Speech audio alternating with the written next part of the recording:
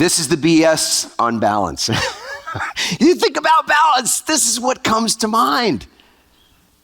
Does this look easy? Every single person in this room is skilled enough to figure out how to do that. My question is, for how long?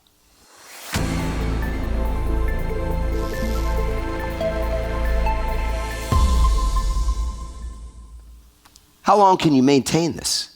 And that's exhausting. That's depleting.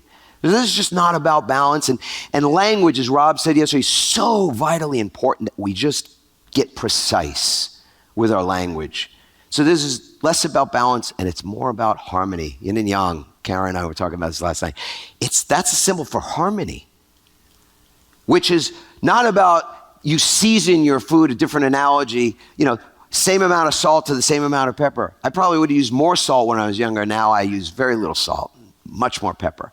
But regardless of how you do it, we don't do it in equal proportion, do we? And yet somehow in our heads we think we should have work-life balance, and somehow that's the way it's supposed to look. That's a crock. We want harmony.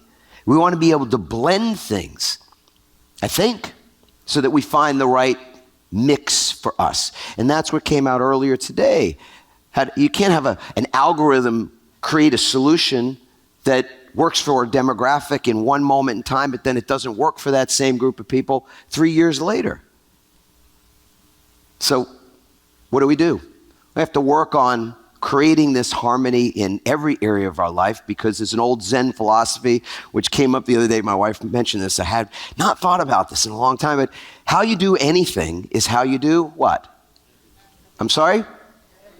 Yeah, it's pretty extreme on some level, but if you just watch, it's indicative. Little things are so indicative of the larger things in life. So we get the little things right, we can often get the bigger things right as well.